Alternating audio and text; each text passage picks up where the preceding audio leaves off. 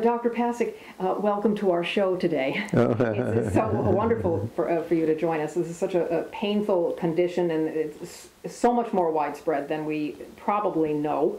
But the more we learn about it, the more women are appearing and finding, coming out because they're looking for help. Right. And so we're seeing more and more, but we don't really even know the numbers.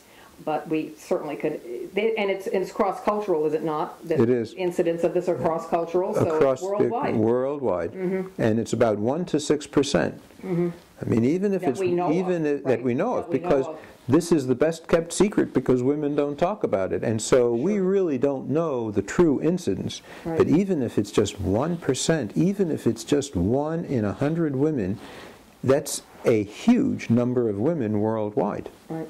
So important that we start taking this veil of secrecy away from vaginismus.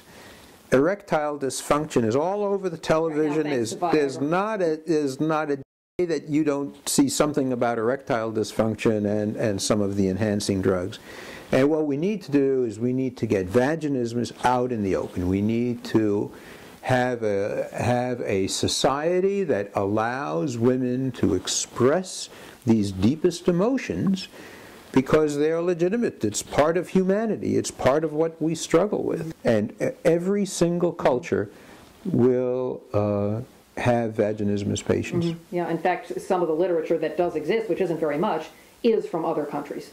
Yes. Yeah. Yep. Yep. Some women with vaginismus, even though they're getting the medical treatment now, do you feel that they need counseling in addition?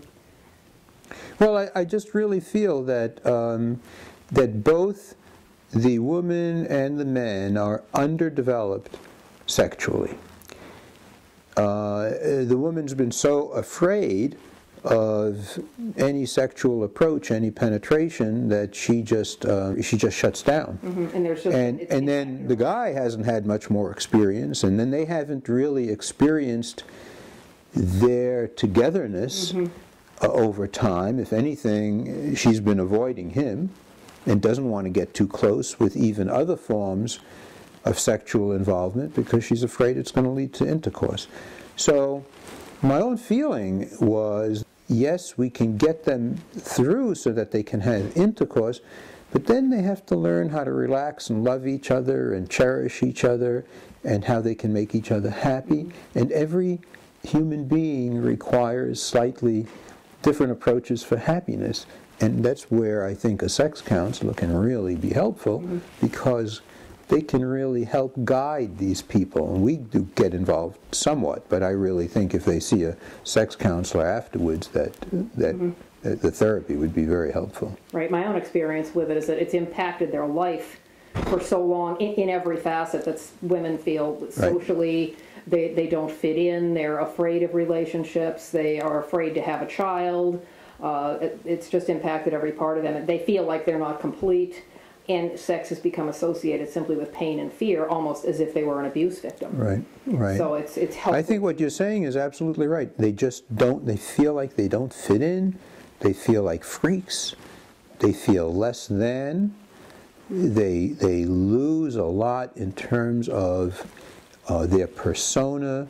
They just lose a lot in the process of not being able to have intercourse. Right. Why is it so difficult for physicians? This is so often undiagnosed or misdiagnosed. The symptoms seem difficult to see. I actually think, Rhea, that it's more often the fact that they've been undiagnosed. You know, that they go and they see all these healthcare professionals and nobody's got a name for the problem. And then I would say that most of my patients have made their own diagnosis by going onto the internet, typing in painful intercourse, unable to have intercourse, then they get onto vaginismus, and then they see Wikipedia and that kind of defines it, and then the Wikipedia says that Botox is an option. And they all have gone from therapist to therapist to therapist, counselor to counselor, time, money, effort, another failure. They feel like failures, and most of the time they don't even have a diagnosis. They are undiagnosed. And people have told them it's in their head, yes, one way or another, so they feel there's something wrong with them. And why can't you just relax? They can't just relax. Why not? The vaginismus is an uncontrolled, involuntary reaction to the fear of any form of penetration because it's associated with the fact that they're going to have a lot of pain. And it's just this cycle. And when I speak to my patients, I tell them it's a little bit like suddenly getting frightened and having goosebumps. I mean, we've all had a fright, you know, a sudden noise, a sudden dog charging out at us, and we've got goosebumps. Well, we didn't want to have the goosebumps. We didn't think about having the goosebumps. It was a reaction. It was a split microsecond reaction. And the clamping down of the vaginal muscles is a split momentary reaction that's governed by the brain, yes, but the person has absolutely no control over that. You gave me the opportunity to observe one of the procedures, and I noticed the woman was under anesthesia, and you could observe the spasms. Right. She wasn't awake. It certainly wasn't something she was thinking that was causing this to happen.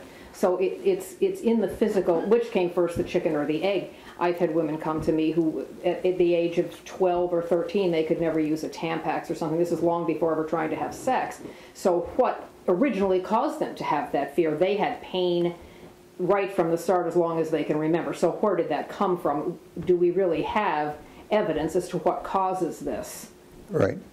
What causes that? Well, it is just all of these systems from that where the brain governs the body, and it doesn't necessarily be willful. It's just kind of like an automatic response.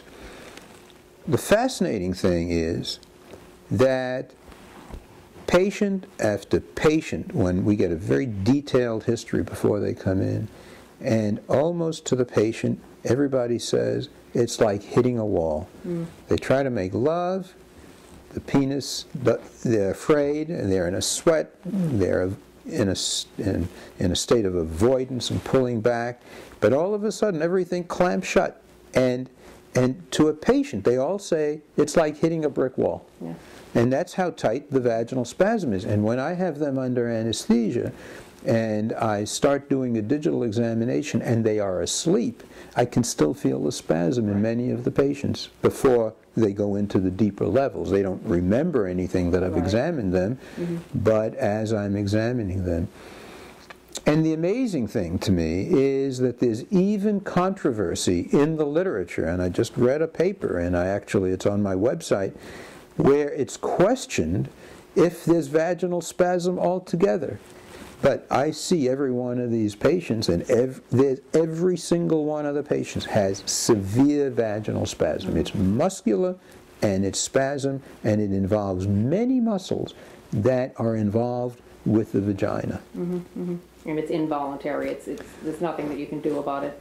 Totally involuntary. In your head, so. And the amazing thing is, after they're treated, because after they've had the Botox and the dilators, and they're only day 2 or 3 and the Botox hasn't even kicked in, I'm able to do a comfortable digital examination on many of my patients because they've already been working with the dilators. Right. And I'm sure that sounds amazing and unbelievable to some women who haven't been treated yet and they can't get through a gynecological exam.